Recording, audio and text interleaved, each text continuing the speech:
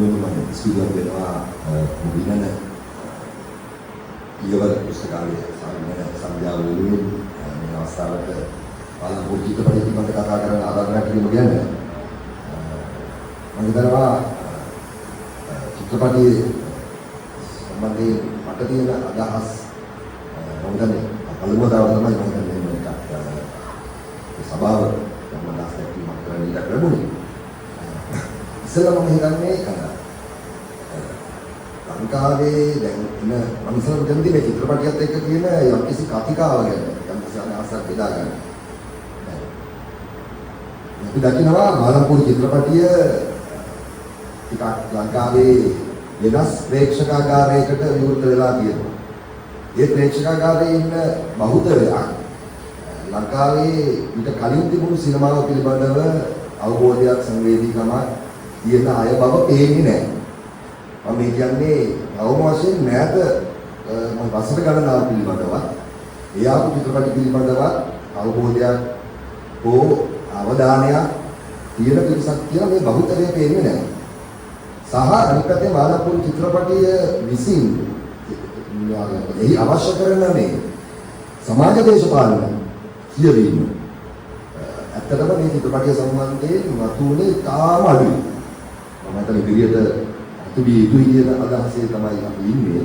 නමුත් බයිකට හේතුව කියන්නේ නැහැ. චිත්‍රපටයකින්ම මොකද සමාජ දේශපාලනය කතා කර යුතුයි කියන එකට වඩා මොකද මේ චිත්‍රපටයේ අධ්‍යක්ෂකවරයා ලක්මාල් ධර්මරත්න මේ අවධාරණය කරන අදහසක් තියෙනවා. අනේ අදහස උඩින් ඉඳගෙනමයි මම කියන්නේ. මොකද එහෙම නැත්තම් මේ සමහරව කියනවා නෑනේ චිත්‍රපටිය අපි හදන්නේ ආතල් එකට. මේ ඕගොල්ලෝ ඉන්දනේ අරගෙන යන්න මේ දේශපාලන සමාජ දේශපාලන කතා වැඩක් නැහැ. ඒ චිත්‍රපටිය වලින් මේ කියලා මොකද එහෙම කතාවක් තියෙනවා. හැබැයි ලක්මාල් එක කරන්නේ. මොකද ලක්මාල් හරි සුවිශේෂී කතාවක් වුණා මේ චිත්‍රපටිය ඉන්නත් කලින්. එයා කිව්වා මම චිත්‍රපටි අධ්‍යක්ෂවරයෙක් නෙවෙයි. මම සිනමාව කරන කෙනෙක් නෙවෙයි. මම සෝෂියෝ පොලිටිකල් කන්ටෙන්ට් ක්‍රියේටර්. මේක මම අවස්ථා කීපයක මෙයා කිව්වා මාධ්‍යවල ඉන්ටර්වියුස් වල. එයා අවධාරණය කරනවා මම සමාජ දේශපාලන අන්තර්ගතයන් නැත්නම් ප්‍රකාශනයන් ඉදිරිපත් කරන කෙනෙක්. ඒ නිසා මම සිනමාකරුවෙක් විදිහට බාර ගන්න ඕනේ නැහැ කියලා. ඉතින් මම හිතන්නේ ඒක විශේෂයි. right? ඒකට හේතුව දැන් ලක්මාල් වගේ කෙනෙක්ගේ කූඹියෝ වගේ ටෙලිමාලාවකට විශාල උනන්දුවක් ඇති වෙච්ච පරම්පරාවයි. අලු ජෙනරේෂන් එකේ උනන්දුවක් තිබුණා. ඒ කූඹි කුල වගේ මොකද මේ ගෲප් සදාගෙන ගණන්ත උන්මාදයක් විදිහට ඒ කාලේ ආවා. එහෙම යද්දි පවා මට ලක්මාල් ඒකම ගහගෙන යන්නේ නැතුව ලක්මාල් ගුමනා වුණා මේ කාරණේ කියන්නේ. ඒක චිත්‍රපටිය දැන් අද දවසේ අපි කරන්නේ මේ සිනමා නිර්මාණයකට වඩා මගේ ආරම්භුන සමාජ දේශපාලන කතිකාව උඩනැගීම කියන දේ එයා චිත්‍රපටයට ඉස්සර කරලා කිව්වා. එතකොට මේක උඩ තමයි ඉඳ ගන්න තියෙන්නේ. මම හිතන්නේ මම අධ්‍යක්ෂවරයා යෝජනාවක් නේ. හරි එතකොට මේ අධ්‍යක්ෂවරයා විසින් මේ හදපු චිත්‍රපටියට නිකන් වහවැටිලා ඒකෙන් ගම අතු පිටට විතරක් වහවැටිලා චූන් වෙලා චිත්‍රපටිය ගැන ඒ ආනන්දය පළ කිරීම විතරක් නෑතු මගේ ඒකට මම විරුද්ධ නෑ ආනන්දය පළ කිරීම ඒ භාවයේ කියන විසිලි ගැසීම ඒක මම හිතන සිනමාවේ අත්දැකීමක සිනමාව කියන වින්දනයක් පොඩි ඒ අත්දැකීම ලබන ඒක ලබි පිළිබඳ කිසි විවාදයක් නෑ මාත් ඒ ආදල් එක ගන්නවා හැබැයි ආදල් එක ගන්න අය තව කියන්නේ නැන කතා කියන එකයි ප්‍රශ්නේ දැන් ඒගොල්ලෝ කියන්නේ මේක මාර්ගයක් දෙයියෝ මේක පස්සේ හැමිනෙනවා කියලා ඔන්න ඔයගේ මතක චිත්‍රපටිය පොඩි ඒ එළියට දාපු ප්‍රචාරක යෙදුම් පාවිච්චි කරමින් පොඩි විනෝදයක් ගන්නවා. එතනින් එහාට යන සාකච්ඡා මෙන්න මේ ලක්මාල්ලා හරහා මේ නිර්මාණය වෙන මේ වෙනත් කණ්ඩායමක් නිකන් දේශපාලනයේ අනවශ්‍යයි වගේ. මේ සිනමාවට ਵਿਚාර ඕනේ නැහැ, දේශපාලන කතිකා ඕනේ නැහැ වගේ ඒක ඔහොම අදහසු ප්‍රබන්ධනය කරනවා. අන්නේ සෙට් එකට මේ කියන්නේ. මේ කියන්නේ සෙට් එක. ඒක කියන්නේ දරුවේ කියන ගෲප්ස් කීයක් තියෙනවද? මේ ගෲප්ස් වලින් විශේෂයෙන්ම පේජස් ගොඩක් තියෙනවා දැන් සිනමාවේදී ඉන්නේ කියලා කියනවා මේ දානුකත් තියෙනවා ඒක හොඳට බලුවම පේනවා මේගොල්ලන්ට අර මේ සිනමාවේ විශේෂයෙන් වාලම්පූරි වලින් සලකුණු කරන සිනමාවේ ඒ ආරම්භ නැත ආරම්භයවත් ඒගොල්ලෝ දන්නේ නැහැ ඒක අතීතයේ ගැලදී කවද කතාව ඊට ආපු චිත්‍රපටි ගත්තා වැලි කතර වගේ චිත්‍රපටියක් ඒ ගොඩාක් අය බලන්නේ නැහැ. අපි දන්නවා වික්‍රම වේද කියලා මෑතාව චිත්‍රපටියක් තමිල් ෆිල්ම් එකක්. ඒකට ඒකත් සෑහෙන්න ඔය දෙමළ සහ විශේෂ නවරැල්ලේ දෙමළ සහ මලයාලම් සිනමාව බලන අය මේ සෑහෙන්න උනන්දු චිත්‍රපටියක්. ඒකට වික්‍රම වේද වල ආඛ්‍යානයේ ප්ලොට් එකට බොහෝ දුරට සමානයි වැලි කතර. ඒ කියන්නේ 60 කරන්න. වැලි කතරේ. ඒකම දෙවනි පාස්සේ වගේ චිත්‍රපටි, අභිරහස වගේ චිත්‍රපටි. මෙන්න මේ සස්පෙන්ස් ත්‍රිලර් ශානරේ චිත්‍රපටි අපේ සිනමාවේ අඩුවෙන් වශයෙන් තිබුණා. 70ට තිබුණා. චිත්‍රපටි හරි දුර ප්‍රමාණයක් තිබුණා. හරි අපි ඒක පැත්තකින් තියමු. දැන් වෙන කතාවක් නේ. දැන් මේ අවුරුද්දේ නිකන් මේ ලංකාවේ සිනමාව මේ අලුත් සිනමාව ඊයකට පටන් ගත්තා.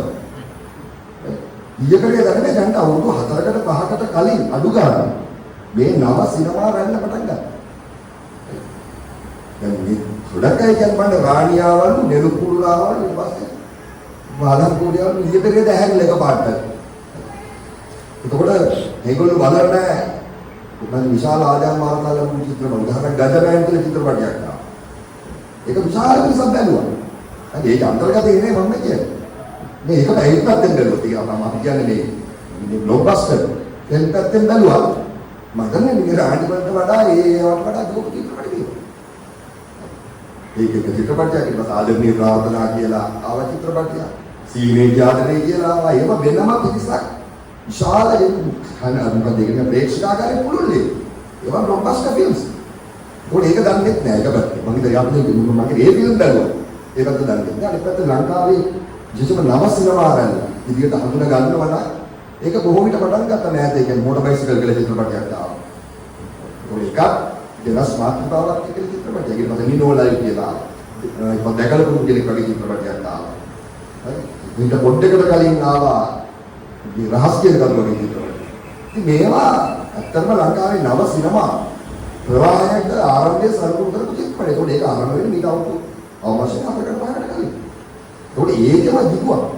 හරි ඒකේම එක්තරා තරක තමයි බාලම්පුර වගේ චිත්‍රපටිය මම කියන්නේ ඒ තලයේ කියවනවා නම් මගේ චිත්‍රපටිය නෙවෙයි ඒ තලයේ කියවනවා නම් ස්ථානගත කරන නිසා මම කියන හල්ම වැදගත්ිය තමයි මොකද දැන් බාලම්පුර ගැන කියන අර මතු පිට වින්දනය නිසා බාලම්පුර වගේ චිත්‍රපටියකින් යෝජනා කරන අධ්‍යක්ෂවරයා බව යෝජනා කරන සමාජ දේශපාලන කතිකාව තාසාධාරණ පිළිගිය.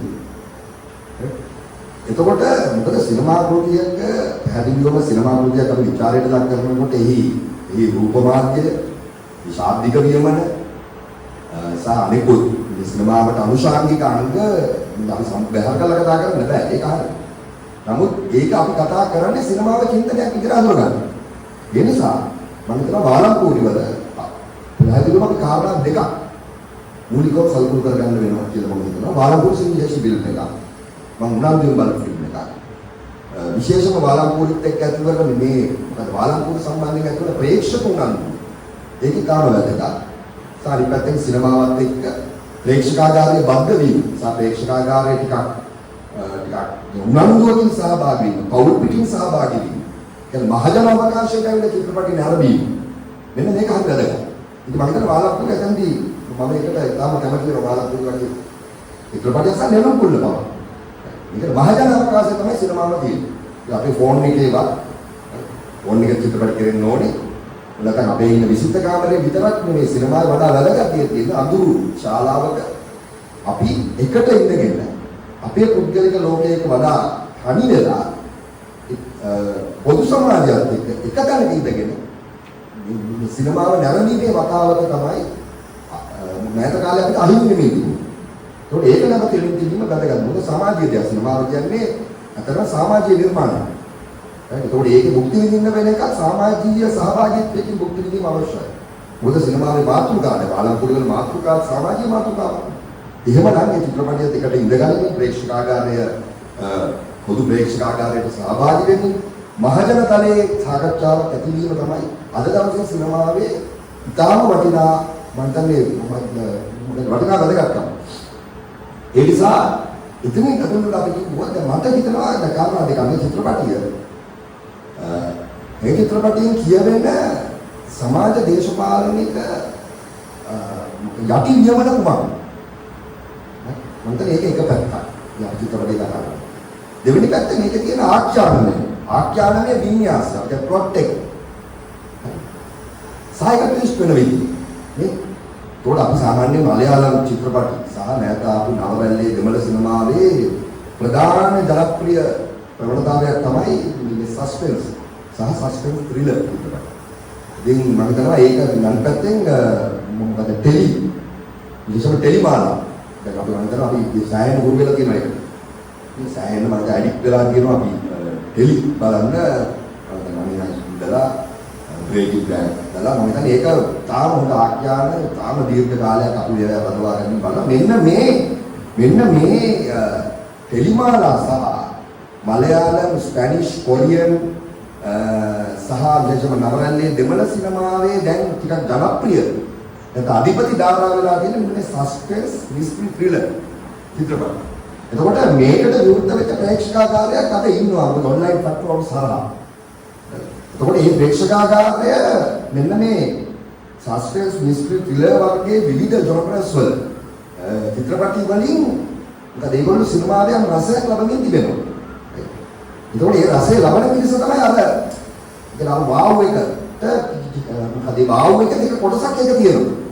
හැබැයි මම හිතන්නේ මේ වාලම්පුර චිත්‍රපටිය ඊට සාපේක්ෂව දැල්ලුවා. මම කියන්නේ මේ චිත්‍රපටි බලපු අර මම කිව්ව ස්පැනිෂ්, කොරියන්, මලයාලම් ඒකුණ දෙවන නවරැල්ල අතුළු මෙන්න මේ සහ නිකද ටෙලිමාලා වල තියෙන මෙන්න මේ සස්පෙන්ස් ත්‍රිලර් මිස්ටරි ගණේ ශානර වල චිත්‍රපටි වලට හුරුුණු සායව නිරන්තරයෙන් බලන සහ අවදියෙන් බලන ප්‍රේක්ෂකයන් සහ කියවන්නන්ට මම හිතන්නේ මේ චිත්‍රපටිය වාව් එකක් වෙන්නේ නැහැ. මම කියන්නේ වාලම්පූරියේ වතු පිට ආඛ්‍යාන වින්‍යාසය ප්ලොට් එක මේක වාව් එකක් වෙන්නේ නැහැ. මේක ඉතින් අතිකරන අර ට්විස්ට් අතිකරණය ඒක වාව් එකක්ම වෙන්නේ නැහැ. මොකද දැන් අනිත් පැත්තේ මට ස්ක්‍රිප්ට් එක ගත්තේ බලන්න පුළුවන්. මට මේ මාතෘව තියෙනවා. ඒක මම කිව්ව අර රහස් පරීක්ෂක ආසජනක ඒ මාතෘව මේ චිත්‍රපටය අරගෙන උත්සාහ කරනවා. ඒකෙන් අපිව ඒකෙන් කඩන්නේ නැහැ. ඒක හරියි. ඒ නිසා මම හිතන්නේ මේ දෙකමාරක් පුරා ප්‍රේක්ෂකාගාරයේ රඳවා ගන්න ලක්මාල් සහ අමතකුණා වගේ අපේ මිත්‍රයා ඒ දෙන්න ඒතර ස්ක්‍රිප්ට් එක සහ මම හිතන්නේ ඒක සමත් තමයි නේ ඒ අපේ ප්‍රේක්ෂක දෙකමාරක් යම් කිසි රාජ පරීක්ෂක රාසජනක යම් වින්දනයක අපිට දිගට පවත්වා ගන්න පුළුවන්කම මම හිතන්නේ ඒක අපි හැකියාව. ඒක මේ ස්ක්‍රිප්ට් මේක හැමෝටම කරන්න බෑ. ස්ක්‍රිප්ට් තියනවා කියලා හැමෝටම සස්පෙන්ස් කියලා හරි කොමඩි හරි හැමෝටම ලියන්න බෑ. මම හිතන්නේ ඒ ශිල්පීය ගුණයක් තියෙනවා. මම ඒ ශිල්පීය ගුණයට ලක්මාල් සහ ඒ මිත්‍රයාට අපි උට ඒ අවශ්‍ය වටිනාකම දෙන්න ඕනේ. හැබැයි අර චිත්‍රපටි මම කිව්වා අර සිනමා සහ ටෙලිමාලා බලන ඒ චිත්‍රපටිත් එක තියෙනකොට මම හිතනවා මේ ස්ක්‍රිප්ට් එකේ ඊට සාපේක්ෂව අන්තන්නේ අඩුපාඩු ප්‍රමාණයක් මේ චිත්‍රපටයේ තියෙනවා. විශේෂයෙන්ම ගත්තොත් මම දීර්ඝව කියන්නේ නැහැ ඒ පැත්ත ගැන දැන්. මම හිතන්නේ මේ චිත්‍රපටයේ අග තම වේගයෙන් නැතිවන පෙරලි ඒ කියන්නේ අපි කියනකොට අවසානයන් කිහිපයක් ටක් ගාලා නිර්මාණය වෙන එක මම හිතනවා මීට වඩා සංගතව දැනෙන්න දීපක්. right ඒක උදාහරණයක් ගත්තොත් එහෙම දැන් පළවෙනි වටේ වාලම්පූරිය අහිමි වෙලා ඊට පස්සේ වාලම්පූරිය අහිමි වීම ඇතුලේ තියෙන ඊට පස්සේ මේ මොකද මේ කුසාරි නැත්නම් ස්වාමීව අරගෙන ගිහිල්ලා අර හොඩලගෙල්ලට ගෙනියලා කරන ඒ සිද්ධිදා ඊට පස්සේ ආපහු ඇත්ත වාලම්පූරිය සහ අර ව්‍යාජව හදපු වාලම්පූරිය අතර කරන ගේම් එක තුල ඇන්ජලෝ සහ වාලම්පූරිය සංගවාගෙන යන්නේ ඊට පස්සේ නැවත වරක් චිත්‍රපටි අවසානයේන පොලිසිය අතතුල් වෙලා ඉන්න වෙලාවේ වාලම්පූරිය නැවත අරගෙන යන්නේ මෙන්න මෙහෙම ඇතිවන වේගයෙන් ඇතිවන්නේ අවසානයක් කිහිපය මම හිතනවා වඩා මට චිත්‍රපටිය ආපු ගමනයත් එක්ක යම් කිසි සංගත බව තවත්වා ගත්තේ නැති ඉක්මන් අරමුණු විදියට තමයි මට ඒක දැනෙන්නේ. ඊළඟාරේ තමයි මේ චිත්‍රපටියේ අපි කියනවා මේ චිත්‍රපටියේ ඉන්නවනේ මේ සිඩ්නි සහ කණ්ඩායම. හරි සිඩ්නි, සුමන මාමා, එන්ජලෝ, ඒක සංජනගේ චරිතය, ඒක චින්තනගේ චරිතය මෙන්න මේ කණ්ඩායම මේ ජහුට නටපු මේ සමූහය ඇතුලේ එන මොකද ඒගොල්ලන්ගේ ගමනට ඒගොල්ලෝට මුහුණ දෙන අත්දැකීම් ටික මම හිතනවා චිත්‍රපටියේ මොකද ඊට ප්‍රතිවිරුද්ධ වෙන්න කණ්ඩායම විශේෂයෙන්ම අර මොකද පාතාලය සහ දේශපාලන බලය සහිත ඒ පාතාලයෙන් එන බලපෑම මේ චිත්‍රපටිය ඇතුලේ මම හිතනවා ප්‍රමාණවත් නැහැ කියලා. මේ වාහනේ එන දේශපාලන සම්බන්ධතා කියන්නේ ආර්ථික දූෂිත ආර්ථික බලය සහිත ඒ කණ්ඩායම අත පාතාලය. ඒ ආර්ථික පාතාලයේ මේ එන ප්‍රහාරය උන්ගෙන් එන අටැක් එක මට හිතෙන්නේ චිත්‍රපටියේ වඩා කුළු ගැන්වෙන්නේ නැහැ. මොකද එහෙම කුළු ගැන්වීම වැදගත් වෙනවා මේ ස්ක්‍රිප්ට් එකේ අර කියන අර සමූහයට මුහුණ දෙන්න වෙන තර්ජනය භීෂණය. ඒ අවස්ථාව වඩා කුළු ගැන්වෙන්න අර යහපත් ප්‍රතිවිරුද්ධ සතුරු නැත්නම් දුෂ්ට බලවේගයේ හදිහත් වීමෙන් ඒක වැඩි වෙන තරමට තමයි ඒ ප්‍රහාර වැඩි වෙන තරමට තමයි මේ ඇතුළත මේ කණ්ඩායමේ තියෙන මේ කණ්ඩායමේ සිදුවීම් වලින් ප්‍රේක්ෂකයාට ලැබෙන අර මම හිතන ත්‍රිල් එක ඉදිරියට එන්නේ. නම් මම හිතන්නේ ඒකටත් මම විවේචනයක් ਵਿਚාරයක් තියෙන්න පුළුවන් මේ චිත්‍රපටයේ අරමුණ මේ කණ්ඩායම ඇතුලේ ඇතිවන පරිවර්තනය මේ චරිත ක්‍රමයෙන් වෙනස් වෙන විදිහ. මේ සිද්ධියේ කණ්ඩායම තුලම ඉන්න අය අතර ක්‍රමයෙන් නැති වෙන අභ්‍යන්තර පරස්පරය. අභ්‍යන්තර වෙනස් වීම වලට තමයි චිත්‍රපටයේ ફોකස් උනේ. ඒ නිසා මේ සතුරු බලවේගය වල තියෙන තර්ජනයේ විස්මතු නොකලා කියලා ඕනනම් කියන්න පුළුවන්. හැබැයි එහෙම කියන්න උනත් මට සස්පෙන්ස් ත්‍රිලර් වගේ චිත්‍රපටයක අර සතුරු බලවේගයන්ගේ වැදියක් වීම තියෙනවා නම් එහෙම නැත්නම් ඒ බලවේගයන් යම්කිසි තර්ජනයක් වෙන්න කියලා පෙන්නනවා නම් එහෙමනම් ඒ පෙන්වීම වඩා චිත්‍රපටිය තුල අර ත්‍රාසය දැනෙන ආකාරයක් තියෙනවා. මේ කියන්නේ චිත්‍රපටිය මතු පිට කරන මේ කියන්නේ ඉස්සෙල්ලා. උදාහරණ මතක නැහැ මේ චිත්‍රපටියේ අර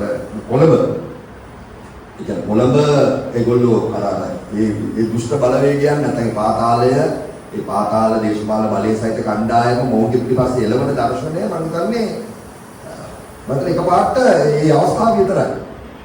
ඊට වඩා ඒක මට හිතෙන්නේ අර අපි සස්පෙන්ස් ත්‍රිලර් වගේ චිත්‍රපටි බලන නැත්නම් එවැනි ස්ක්‍රිප්ට් එක නැත්නම් එවැනි පිටපත් සමග සමීපව ඒ අත්දැකීම ගන්න අයට අනුව මට හිතෙන්නේ ඒක ටිකක් ඒක මදි කියලා මම හිතනවා.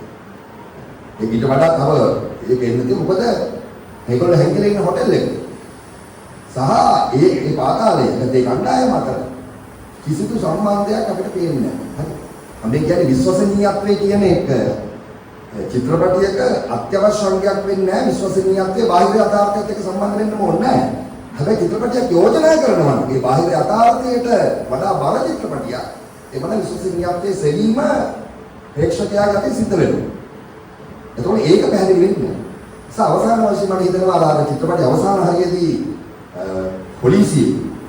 පොලිසියේ සමන් ඔහු අර කණ්ඩායමට පහර දෙන අවස්ථාව ඒකම සිඩ්නිගේ දෙවස් මේ සිද්ධි සහ අංජන ඒ චරිත රඟපාපු ඒ චින්තනගේ ඒ දෙවස් කම උද්වේග කරයි තම නැවුම් ඔක්කොම හරියි නමුත් සිද්ධි සහ මේ කණ්ඩායම අතර තිබුණු අර කලින් තිබුණු සම්බන්ධය ටිකක් ඒගොල්ලෝ අතර හිතවත් සම්බන්ධයක් තිබුණා. ඒ කියන්නේ මේ පොලිස් නිලධාරියව මසාජ් කරගන්න මට්ටමේ සම්බන්ධයක් තිබුණා. එකට ඉඳගෙන ටිකක් හිතාම නිකන් මොකද සිද්ධි එක වෙලාවක මේ පොලිස් නිලධාරියා සිද්ධිලට පහර දීලා ඊට පස්සේ නැවත සිද්ධියක සමාව ගන්නවා. හරි ඒක නිකන් සාමාන්‍ය සිදුවීම් විදිහට තමයි චිත්‍රපටයේ තිබුණේ. ඒ වගේ ටෙලි මට්ටමේ නිකන් ඉස්සෙල්ලා ගන්නවා ඊට පස්සේ සෝරි කියලා නැත්නම් ඔක මෙහෙමයි කියලා සමාව ගන්නවා. නමුත් චිත්‍රපටයේ පීක් එක වෙන්නේ අර ගොඩනැගිල්ල ඇතුළේ කරන පහර දීම වඩා තීව්‍ර දර්ශනයක්. තාම විසු තීව්‍ර දර්ශනයක්. ඒකෙදී මම හිතන්නේ මේ සමන්ගේ චරිතය ඒකම සිඩ්නිගේ ඒ රූපය ඔහුගේ ඇසිරීම රංගනය අඬ ඒ සියල්ලත් එක්කනේ ඒ ත්‍රිල් එක දක්වා සිඩ්නි මේ පොලිස් නිලධාරියා සහ මේ ඔහුට තිබ්බ සම්බන්ධය විකාශනය වීම මට හිතන්නේ පැහැදිලි. ඒක වෙන්නේ වේගයෙන් අර ට්විස්ට් කරන්න ගියාම ඒ ට්විස්ට් වීමට අවශ්‍ය වෙන විකාශනය. right? ඒ කියන්නේ එක තැනකින් ඊළඟට හැරෙන්න වෙනකොට මම චරිත ගොඩනැගීම් සහ චරිත සම්බන්ධතාවය ලැබෙන්නේ උන්න වෙනස්කම. මේ ස්ක්‍රිප්ට් එකේ අඩියෙන් තියෙනවා.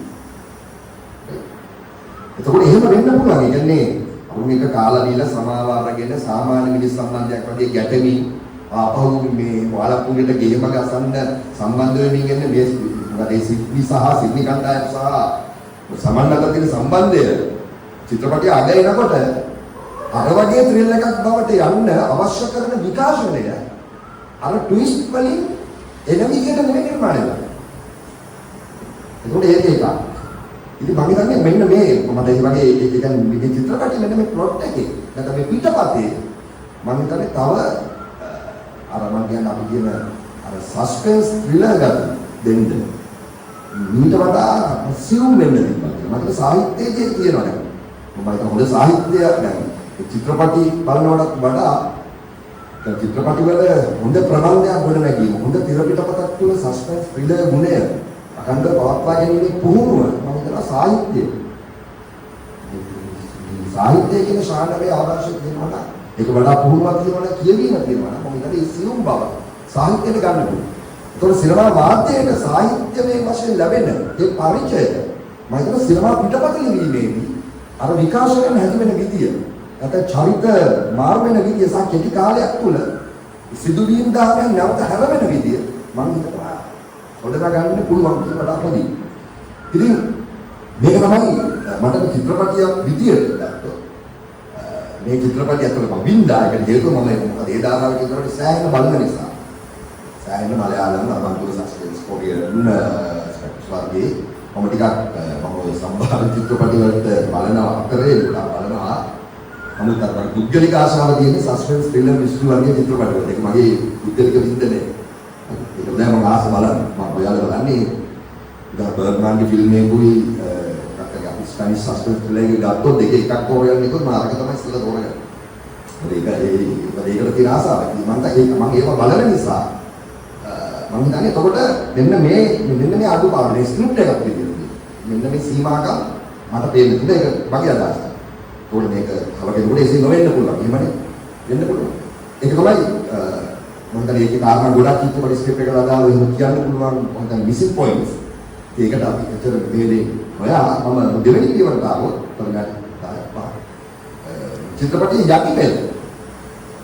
නැත්නම් අපි කියනවා දේශපාලන සමාජ යටිපෙළ මම හිතනවා මේ චිත්‍රපටයේ වැදගත්. තාම වැදගත්. මොකද මේ චිත්‍රපටයේ ඉතින් යෝජනා කරන මේ මාන්නයක් පවත්වා ගන්න ලක්මාල් අතුරු කණ්ඩායම. නැත්නම් ලක්මාල් ලගේ මේ ස්ක්‍රිප්ට් එක විසින් ඒ උත්සාහය ගන්න තියෙනවා ඒක ටිකක් අසීරු වෙනවා. මොකද මේ සස්පෙන්ස් ත්‍රිලර් ශානරේ චිත්‍රපටයක් ලිවීම අපහසුයෙන් නැතිවෙන්න පුළුවන් ඔය මට්ටමේ. නමුත් එයක් පවත්වා ගැනීම සමාජ දේශපාලන කියවීමකුත් අපිට විවෘත කරන චිත්‍රපටයක් යෝජනා කිරීම ටිකක් අමාරු වැඩක්.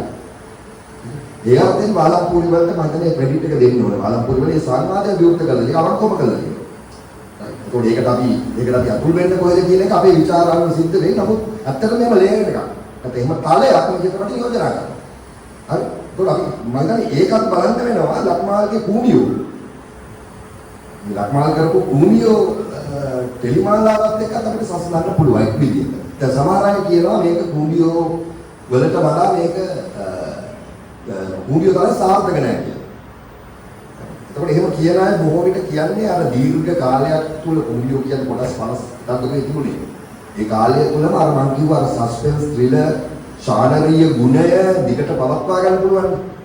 එතකොට ඒකෙන් රසයක් ලැබපු අයට ඇය දෙකමාරක් ඇතුළත කොහොමද ඒ ආතල් එක දෙන්නේ කියන එකේ සීමාව වෙන්න පුළුවන්. හැබැයි දේශපාලන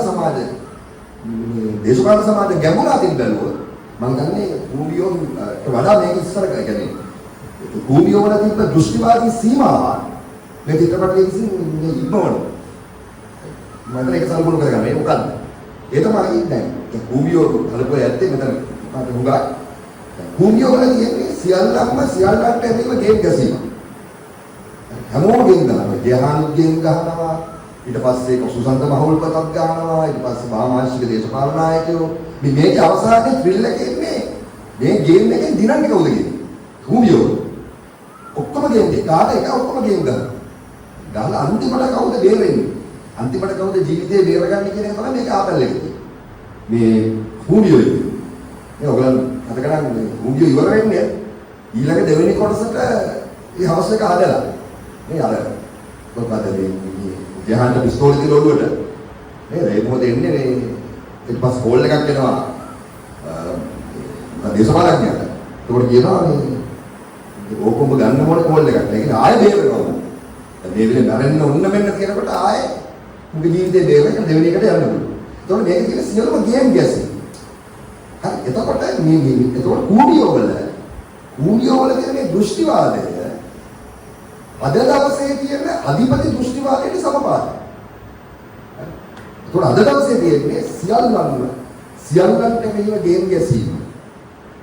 ඒක තමයි වඩා සාර්ථක දෙය කියලා හිතලා ඉන්නකෝ. මේ අපි ඉන්නේ ගේම් ගැසීමෙන් අවසානයේ ඒ අපි කියන්නේ ඩාවින් න්‍යාය වගේ. මේ සෝෂල් ඩාවිනිසම් එක. මේ සමාජ ඩාවින් වාදය. අවසානයේ සාර්ථක වෙන ගේමෙන් බලයෙන් වඩා සාර්ථක වෙන එක. සූක්ෂම එක අන්තිමට දිනනවා. ඒක තමයි අද අයිඩියොලොජි. එතකොට මේ චිත්තේ කූඹියෝ කේතකලේ අන්නේ අයිඩියොලොජි. ඒ නිසා මේක සෙට් වෙනවා.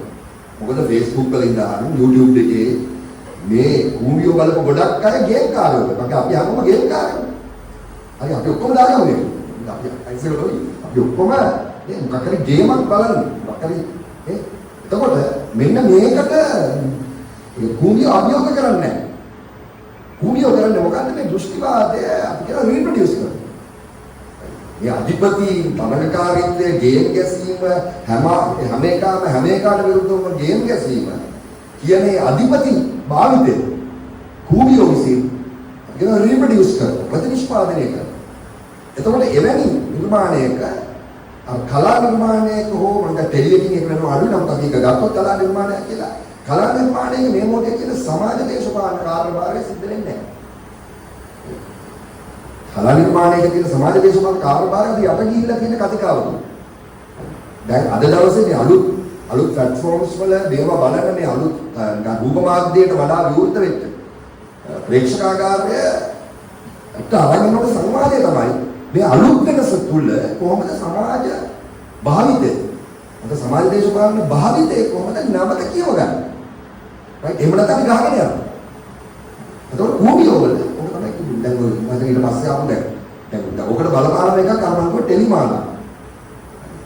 දැන් උදාහරණයක් විදිහට ගත්තොත් මනිහෙස් වගේ එකක් හරි ඊට පස්සේ බ්‍රේකින් බෑඩ් වගේ එකක් ඊට වඩා වෙනස්. මොකද බ්‍රේකින් බෑඩ් එකේ එන්ඩ් එක ටිකක් ඊට වඩා වෙනස් විශ්වීය තැනකට අපි ගෙනියනවා. නමුත් ඒක තුලක් කියන්නේ ගේම් ගැසීම. එකාට එක ගේම් ගන්න. right ඒකම නාට්‍යයක් වගේ ආවා අෆ්‍රොඩයිට් මල් කොල්ලේ කියලා. ඒක මේ සජිත් රාහුල් බද්දගේ හොඳ මත ලංකාවේ ඉන්න දීප්තිමත්ම වේදිකා නාට්‍ය අධ්‍යක්ෂවරයෙක් දැන් ඒක ගැන විවාදයක් නැහැ.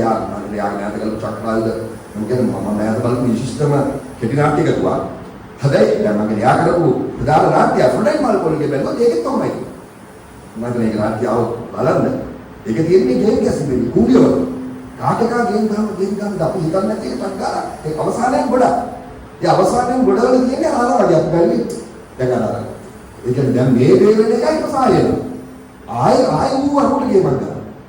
right? මොකද ඒකේ දිනපු එක බලනකොට ඌත් පරදිලා. ඌට ඕක විෂම චක්‍රයක් වගේ. හැබැයි මේ චිත්‍රපටයට එනකොට මෙන්න මේක ජය ගන්න මේ චිත්‍රපටය සමත් වෙනවා. ඒ කොහොමද? ඔයගොල්ලෝ දන්නවා මේ චිත්‍රපටයේ මේක හැමෝම ගේම් කාරයෝ නෙවෙයි. අර කියන ජහාන්ලා වගේ තත්ත්වයක් නෙමෙයි සිද්ධි. කූඹියෝ ජහාන් නෙමෙයි සිද්ධි. සිද්ධි හැම වෙලේම සිද්ධිට ඕනේ ගමට යන්න. සිද්ධිට ඕනේ යා මොකද ඒගොල්ලෝ කියපුවේ ජහුට. අර ජහුට කලාව ඒ ප්‍රාදේශීය නාට්‍ය කලාවක්. ඒතකොට ඒ කලාවත් එක්ක බින්ද ඒ මිනිස් සම්බන්ධයට ආපහු යන්න යාට ඕනේ. එතකොට ඒගොල්ලන් මේ අරුමුදේට දාලා තියෙන්නේ අංජනගේ චරිතේ මේ චින්තකේ චරිතය. අර ඌ තමයි බාලම්පුරිය උස්සලා දෙන්නේ. අද ආයකම් මතක් වුණා මම ඉස්සල කිව්ව එකට දාලා බාලම්පුරිය මේගොල්ලෝ එළියට ගන්නේ මේ සලූන් එකේ මම අර ස්ක්‍රිප්ට් එකේ තියෙන අර මිසින් පොයින්ට්ස් අර ලූස් තැන් තමයි ඒවා. ඒක මේ වගේ වාලම් කූටියක් එක මෙහෙම දොර අරපු සලූන් එකේ ඉගෙන ගන්නවා. මම හිතන්නේ ස්ක්‍රිප්ට් එකේ ඉඳලා තියමුද? රයිට් මම ආයෙකට ආවා. එතකොට මේ වාලම්පූරියේ අරුමුදේට මේ ජහුට නාට්‍ය කණ්ඩායම ඇදලා දාන්නේ එක චරිතයක්. කොහෙදන්නේ? දැන් අපිට මෙන්න ඇන්ජලෝට තමයි ඕනේ මේක අපි ගාමු ගෙනම කියලා කියන්නේ. ඊට ඒක උස්සන්නේ සින්දර. දැන් හැබැයි සිටිලා. රයිට් සිග්නිසා සුමනේ මා. දෙන්නම ඒ ගේමකට කැමති නෑ. රයිට්. කැමති නෑ හැබැයි සල්ලි ඕනේ ඒගොල්ලන්ට. ඒගොල්ලෝ මේ සමාජයේ අර කියන්නේ මේ චිත්‍රපටයේ ඉන්න බහුතරය මේ ඉන්න කණ්ඩායම සමාජයේ පහළ පාන්තික පහළ මාලේ සමාජයේ නිර්දනීය භාවයටපත් වෙච්ච ජනතාව. ඒගොල්ලන්ට මේ ආර්ථිකය ඒගොල්ලන් ජීවිතේ ඉන්නේ බලාපොරොත්තු වලින්. ඒත් මේ බලාපොරොත්තු ලොකු බලාපොරොත්තු නෙමෙයි. මේ හැමෝටම තියෙන ලොකු මාලිගා හදාගෙන මේ ලොකු වාහන අරන් ලස්සන නිකම්ම මහා සුඛ විහරණ තියෙන ඒක නෙමෙයි. අපිට පෙන්නනවා සිඩ්නිගේ පවුලට තියෙන්නේ ටිකක් ජීවිතේ ටිකක් ගැට ගහ ගන්න නේ. අර ගාමන්ට් එකට යන්න හදන්නේ. ඒතකොට ඇත්තටම මේ චිත්‍රපටියේ මට ශ්‍රමය වගුරුන මේක කරන්නේ එයා. හරි එතකොට අන්න ඒ වගේ ඒක සබයි දෙන්න. මේ ජීවිතයට හැමෝටම සල්ලි ඕනේ. ඒකයි සල්ලි ඕනේ ජීවත් වෙන්න අපිට නේ. කවුල ගත කරන්න. මේ දරුවට උගන්වන්න. ඒ අර ලොකු සීන නෙවෙයි. හැබැයි ලොකු සීන තමයි වාලම්පුරිය අර මේ අනිත් ක්ලාස් එක. මේ අපි ගත්ත මේ චිත්‍රපටයේ තියෙන පන්ති තලයන් කීපයක්. එතකොට මේ කණ්ඩායම ඇතුලේ මම කියන්නේ මේ ජහුට කරපු කණ්ඩායම හැමෝම ගේම් කාරෝ නෙවෙයි. ඒකේ ගේම් දැත්තර මේගොල්ලෝ ගේම් එකට ප්‍රතිවිරුද්ධ තරක. ඒගොල්ලෝ මිනිස් සම්බන්ධතා ප්ලේස් කරගන්න හදනවා. හැමෝම මනුෂ්‍ය සම්බන්ධතා කරා යන්න සමූහය පවත්වා ගන්න හිතනවා. එතකොට මම චිත්‍රපටයේ එන්න එකක් අපි හදක් කරගත්තා. මොකද මොකද ඒගොල්ලෝ එතනට එනවා. රයිට් එන විදිය ගැන කතා කරන්න පුළුවන්. හරි. හැබැයි අනිත් අතින් මේ ලැබිච්ච වාලම්පූරිය මිලක් බවට පත් කරගන්න ඒගොල්ලෝ දන්නේ. හරි. මේ ලැබිච්ච වාලම්පූරියට මිල කොහොමද මේකේ අර කෝටි ගාන හොයන්න කියන ශිල්පය දන්නේ. ඒ ජාවාරම්කාර ශිල්පය මේගොල්ලෝ දන්නේ නැහැ. ඒක දන්නේ අර ඉහළ දූෂිත ප්‍රභූතන්ත්‍රයයි ඒකත් එක්ක සම්බන්ධ වෙච්ච දූෂිත දේශපාලන තන්ත්‍රය තමයි දැන් මේක සිස්ටම් එක. එතකොට මේකේ ගේම ගහන්න නම් අර ජහුට කණ්ඩායම සිස්ටම් එකට යන්න වෙනවා. ඒ කොළඹ ඉඳලා නගරයට ඇවිල්ලා අර දූෂිත අර ඉහළ පන්තියට අදාළ දූෂිත ක්‍රියාවලියෙන් තමයි මේක මුදල් කරගන්න තියෙන්නේ. එතකොට වෙන්ට් එක ඒකට වටිනාකම ඉපෙීම කියන එක අද දවසේ තියෙන්නේ මේ දූෂිත ප්‍රභූ ධනපති ඉහළ පන්තියත් එක්ක. අපිට මොන දේ ලැබුණා අපිට මේ වෙල්ත් එකේ වටිනාකම නැත්නම් ශ්‍රමයේ වටිනාකම ඒ මිල අපිට ගන්න බෑ මොකද ඒකේ දූෂිත ක්‍රමවේද නේද ඒවලද මේ සිස්ටම් එක නැත්නම් අපිව ජරා ජීර්ණ කරලා තියෙන මේ සිස්ටම් එක පාලනය කරන්නේ ඒ ජහුට කණ්ඩායම නෙවෙයි ඒ නැත්නම් ගමේ ඉන්න ඒ දුප්පත් නිර්දනීය භාවයටපත් වෙච්ච මිනිස්සු නෙවෙයි මේ ක්‍රමයේ ඒ වෙපන් එක ගෙනියන්නේ ක්‍රමයේ කලකවන්නේ අර එතකොට ඒ ක්‍රමයේ කරකවන්නේ ආශාවමුත් එක්ක. ක්‍රමයේ කරකවන්නේ ආශාවත් වෙන්න. මේක කළොත් මෙන්න මෙහෙම යන්න පුළුවන්. මෙහෙම යන්න පුළුවන්. ඊළඟට යන්න පුළුවන් කියලා දෙන්න. හැබැයි ඒක සල්ලි බවටපත් කරන්න මේගොල්ලන්ට බෑ. හරි. මුදල් බවටපත් කිරීම හැකියාවක් නෑ. ඒකත් එක්ක තමයි රෙසිස්ටන්ස් එක තියෙන්නේ. ඒක මේක මුදල් බවටපත් කරමින් අර දූෂිතයකට ඇතුල් වෙනවාද?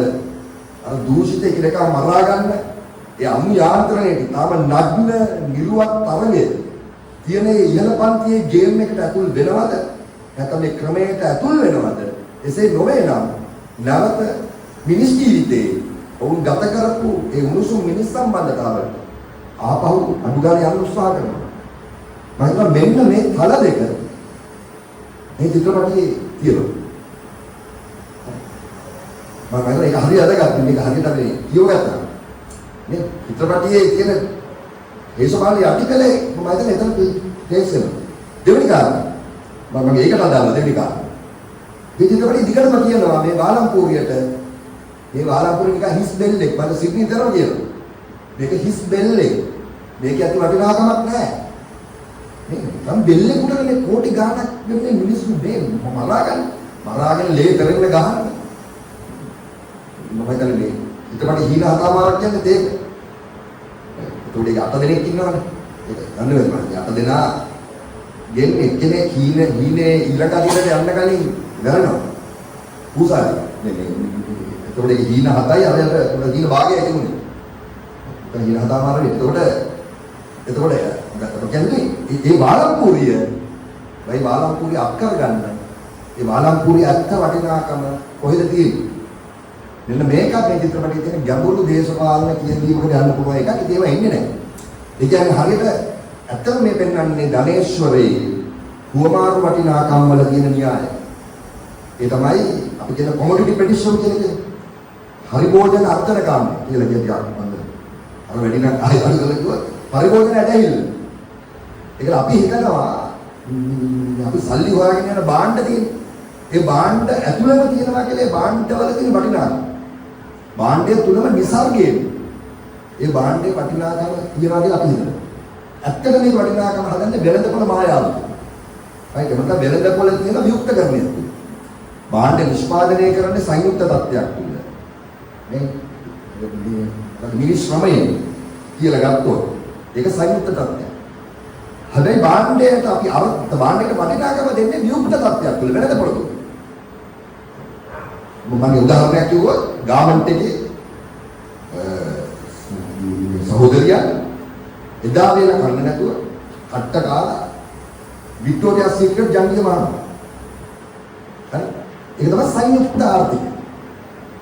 එයාට හම්බෙන්නේ දවසවත් ජීවත් වෙන්න බැරි ගැටුමක්. ඉන්නේ කුකුල් බෝඩුවක ඉන්නේ රුපියල් 20000යි අන්තාසරණ එකක් තුල ඉන්නේ. ඒක තුල තමයි එතන තමයි අර බහුජාතික සමාගම් ඇවිල්ලා අන්ත සමසූරායකාවකි ඒකට අවශ්‍ය ශ්‍රම ශක්තිය දීලා වික්ටෝරියා සීක්‍රට් හදන්නේ. ඒක තමයි සංයුක්ත ආර්ථිකය. වික්ටෝරියා සීක්‍රට් අදින්නේ කවුද? අදින්නේ අදින්න සහ නිරූපණ නැත්නම් අපි කියන ඇඩ්වර්ටයිසින් නෙමෙයි. මොකද ෆැෂන් ඉන්ඩස්ට්‍රි එක තුල වික්ටෝරියා සීක්‍රට් කියලා කියන්නේ අපි යනකොට සුපර්මාකට් නැත්නම් අපි යනකොට මංගෝල් පේස් එකේ අතුල් යනකොටම ඉන්නේ ලස්සන සුදු යුරෝපීය මේ කෙනෙක් මේ වික්ටෝරියා ජංගිය ගහගෙන ඉන්නවා මෙන්න. මේක තමයි යුක්තේ. එතකොට අර වික්ටෝ අපිට ඒක බලන්න ගෑණියෙකුට ඉඳලා මට සිදි වෙන්න ජංගිය. ඒක හරියන්නේ. ඒක අන්ද කියලා කියන්නේ මම ඉහළම පන්තියේ කෙනෙක්. මේක තමයි යුක්ත ආර්ථිකය. එතකොට මේ ජංගියේ වටිනාකම ඒක ජෙනිෆර් ලෝපෙස් සම්දින්ද නෙවෙයි. ඒක ඇත්ත වටිනාකම තියෙන්නේ අර එදා වේලවත් කන්න නැති ගාමන්ට් සහෝදරිය වගුරපු ශ්‍රමය. ඒ ශ්‍රමය මේක කියන්නේ නැහැ. එතකොට මේක තමයි ධනේශ්වර ආර්ථික න්‍යාය ඇත්ත න්‍යාය. දැන් අපිට වෙන්නේ මොකක්ද මේ ඔක්කොම එකයි. න්‍යාය සල්මියා ගාමන්ට් එකේ කෙනෙක් ගිහිල්ලා යාගේ සුනේ කුලයට පගත්තා. යාගේ සුනේ ගියාගත්තා. ඊට පස්සේ දිනේ කෙනෙක් ගිහිල්ලා ආයි වික්ටෝරියා සීක්‍රට් එක විචාරණයකට ගත්තේ මොකද? ඒක තමයි අර මේ එබඳ ආර්ථික න්‍යාය ගන්න. හැබැයි සංයුක්ත රාष्ट्र අපි අහන්න ඕනේ. එතකොට ගියේ කොහොමද? ඒ ශ්‍රමය අතිරික්තයෙන් මොකද උනේ? හරි? මෙන්න මෙතනින් තමයි භාණ්ඩ වලට පරිභෝජන භාණ්ඩයට දිව්‍යමය වටිනාකමක් දෙන්නේ. ඒක. දෙවෙනි එක තමයි මුදල්. දැන් අත්‍තරම මුදල් කියන්නේ තව එක භාණ්ඩයක් නේ. මුදල් කියන්නේ කොළ කාසිනේ. ඒක නිකන් කොළයක්.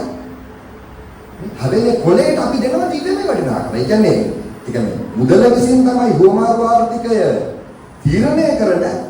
ඒ කියන්නේ ඒක කොහොමද? අද වෙළඳපොළ හුවමාරුවේ මොකද ඒක නිර්පේක්ෂ ආර්ථිකයේ මුදල් වල. ඒක මාර වැඩ. අය නිකන් කොළේ අපිට ඉරන්න පුළුවන්. අපි ඉරන්නේ නැහැ. මොකද ඉරන්න දෙපයි ඕකෙන් තමයි ඔක්කොම ගන්න පුළුවන්. ඒකට තියෙන තීරණය බලය. එතකොට චිත්තපටියට ආවොත් වාලම්පූරියේ මේගොල්ලෝ දිගටම අහන්නේ මොකක්ද කියන මේක තියෙන වටිනාකම. වටිනාකම තියෙන වෙන කොයි හරි තැනක හුවමාරුවක් වුණ තියෙනවා. ඒක වාලම්පූරියක තියෙන වටිනාකම ඇවිල්ලා තියෙන්නේ. මේක හුවමාරු වීම ඇතුළේ. නැත්නම් මේක තුල අපතපු යම්කිසි දිව්‍යමය මායාවක් ඇතුළේ. ඒකටයි මරාගන්නේ. මේ ලෝභයක් නැති එකට මරාගන්න. ඒක සල්ලි වගේ තමයි. රයිට් කෝටි ගානකට මරා ගන්නවා සල්ලි කොලවල. මේ සල්ලි කොලවල මරාගන්න. මන්ට අන්නේ අම ප්‍රශ්න අහන්න ඕනේ.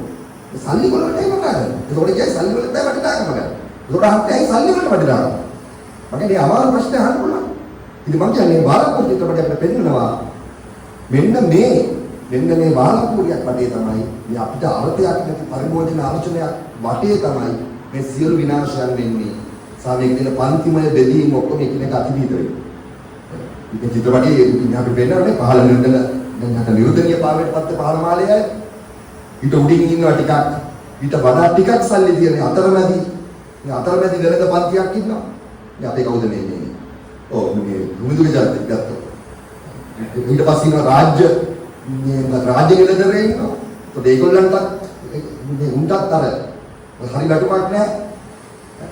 එතකොට ඒකම උඩ ඉන්නවා ඊට වඩා දේශපාලනයට නැත්නම් දේශපාලනයට උදව් කරන ඒ කණ්ඩායම. ඊට පස්සේ ඉන්නවා ව්‍යාපාරික ප්‍රභු. එන්නේ ස්තර ටික චිත්‍රපටි හරියට තියෙනවා. මේ ස්තර තුලින් මේ හැමෝම බලන්නේ ඉහළට යන ගේම. එතකොට අර මේ ජහන්ගේ චරිතය ගැන එනවනේ නිතරම කොහෙද යයිද කියලා. මම හිතන්නේ ඒක හොඳ ට්විස්ට් එකක්. මම කියන්නේ අත්තර ට්විස්ට් එකද නේද? මේගොල්ලන් කරුව ජහා කවුද?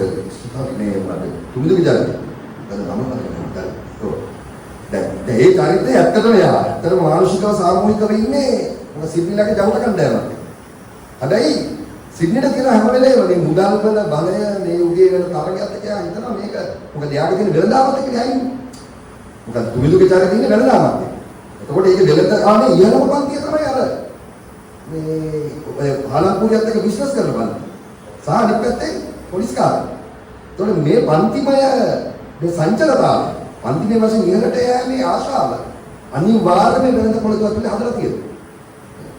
ඒක වෙන්න පුළුවන්. එතකොට මෙන්න මේ පන්තිනේ ඉර පන්තිනේ කියලා හදපු ඉන්නේ මේ ඉන්නේ ඉර මෙහෙම වෙන්න පුළුවන්. ඉතින් මෙන්න මේ කාරණා මම හිතන්නේ මේ චිත්‍රපටයේ වෙනද පොඩක් ඉර්දුණා. මම හිතනවා මේ කාරණා මේ චිත්‍රපටයේ තියෙන සංකේතය යටි කරලා. මම මුලින්ම කිව්වේ මේ මගුල් කතා කරන්න විදියක් නැති විදියට අර චිත්‍රපටයේ මාරඩයක් දෙයියෝ කියන එක ලෝකෙ උඩට ඇවිල්ලා ඒක මම නෑ. මම හිතන අවශ්‍ය වෙන්නේ මේ සංවාදය. මම හිතන්නේ මේ ලක්මාල්ටත් ඕනේ ඒක. එතකොට මම දැන් ලක්මාල්ට ඕනේ කියලා කියන්නේ ඒක. හරි? එතකොට මම කියන්නේ මෙන්න මේක. අපි මම හිතන්නේ වැදගත් මේ සංවාදයේ මම ලංකාවේ යන මම හිතන්නේ මේ මත්තේ මත විනන මේ සංජාන විදියට පියවර එකද මම දන්න විදියට මේ සභාවක් විදියට මේක සංවාදයක් ආපු පළමු අවස්ථාව මේ චිත්‍රපටය දැන් කිල්ල මාසයක් විතර. දෙවැනි සංවාදයක් විරුද්ධුනේ නැහැ තාම. ඒ නිසා ඒකට කුසුම් කිලන්ට වෙනවා වැඩි අවස්ථාවක් මොකද ගලම අපි ඉදිරියට කතා කරමු.